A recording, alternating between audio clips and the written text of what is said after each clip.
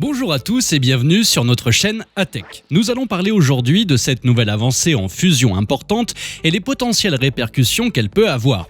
Même si le coût du solaire et de l'éolien est en baisse, les énergies renouvelables pourraient ne pas être suffisantes pour répondre à notre demande d'énergie propre dans le futur. Cependant, l'énergie nucléaire peut jouer un rôle clé dans la décarbonisation de notre secteur énergétique. En effet, il y a eu un développement majeur de la fusion nucléaire.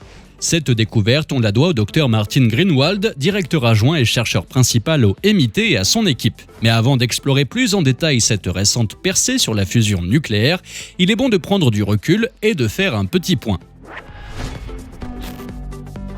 Il faut savoir que l'on peut obtenir de l'énergie nucléaire via deux processus, la fission et la fusion. Les réacteurs à fission nucléaire sont ceux qui sont utilisés actuellement partout dans le monde. Dans un réacteur à fusion, on projette un neutron sur un atome instable d'uranium-235 pour le diviser en petits fragments. Ces nouvelles particules vont frapper d'autres atomes d'uranium-235, ce qui génère un effet de réaction en chaîne. La décomposition de l'isotope d'uranium libère de l'énergie sous forme de chaleur qui est ensuite utilisée pour vaporiser de l'eau.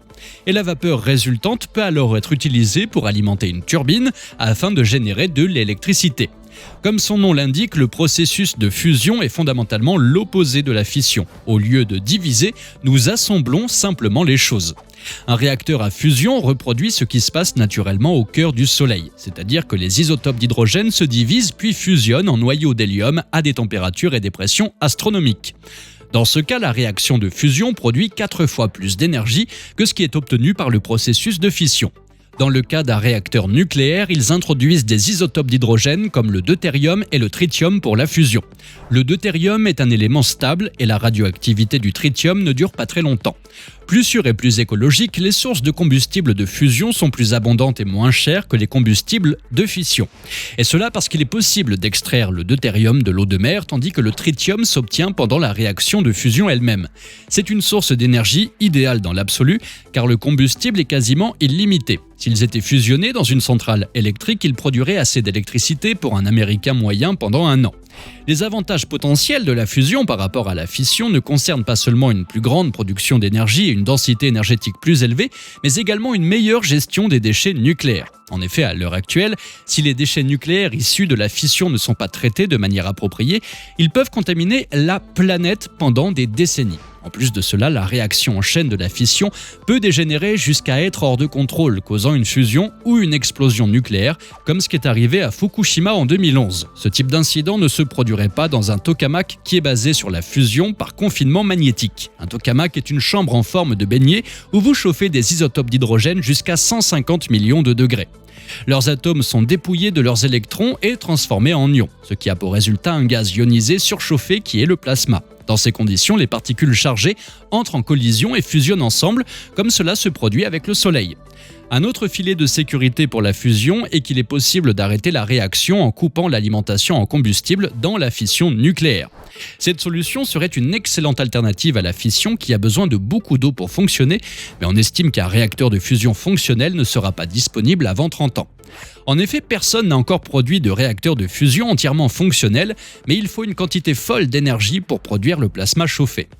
En termes de performance, pour l'instant, la puissance mise dans une réaction de fusion est toujours supérieure à la puissance thermique que l'on récupère, c'est ce qu'on appelle le facteur de gain d'énergie de fusion ou valeur Q. Pour y arriver, il faut que la valeur Q soit supérieure à 1 point d'équilibre de la puissance thermique dans le réacteur, mais le plus proche à l'heure actuelle est seulement de 0,7. Il est très important de noter que le Q ne tient pas compte de la puissance et de l'électricité nécessaires pour faire fonctionner l'installation et de la quantité d'électricité qu'elle peut réellement produire à partir de cette réaction. Le Q ne concerne que la puissance thermique entrante par rapport à la puissance thermique sortante. Pour avoir une vue d'ensemble, il faut tenir compte de tous ces coûts supplémentaires et convertir la chaleur en électricité, c'est-à-dire produire plus d'électricité qu'il n'en faut pour faire fonctionner l'installation. En France, la construction du tokamak n'a commencé qu'en 2007. Une fois achevée, ce sera la plus grande installation de fusion du monde. Sa construction prend beaucoup de temps et coûte des dizaines de milliards de dollars et il est conçu pour être une installation d'essai et non un réacteur opérationnel. Ce sur quoi le Dr Greenwald a travaillé est l'un des plus grands défis des réacteurs de fusion, l'incroyable champ magnétique qu'ils doivent générer pour contenir le plasma des aimants massifs. Sa forme, en donut, crée un champ magnétique intense. Cette bulle invisible piège la bouillie électriquement chargée et extrêmement chaude au milieu de l'air près du centre du réacteur. En 2021, le MIT et la startup Commonwealth Fusion Systems ont conçu l'un des aimants les plus puissants jamais créés sur Terre. Cette expérience a permis de générer un champ magnétique incroyable grâce à un supraconducteur à haute température. L'utilisation d'un supraconducteur avait été suggérée par le MIT en 2015 via un ruban. Ce matériau conserve la supraconductivité à haute température, ce qui génère un champ magnétique plus intense. Il s'agit en fait d'une sorte de céramique composée de terres rares, d'oxyde de baryum et de cuivre. C'est un matériau assez fragile, il est nécessaire de le déposer sous forme de film mince sur une structure solide. Néanmoins, cette découverte est très importante dans notre cas car elle permet la réalisation d'un réacteur à fusion. Il s'agit d'une découverte par des scientifiques d'IBM à Zurich dans les années 80. Il a fallu des décennies pour développer de nouveaux matériaux et de nouvelles techniques qui peuvent être applicables pour la fusion. L'un des avantages à utiliser ce matériau, en plus de rendre l'aimant plus puissant, est de le rendre plus économe en énergie. À noter également que grâce aux spécificités de ce supraconducteur, il est possible de réduire de 2% la taille de l'habitacle, ce qui permettrait des économies et une réalisation plus rapide.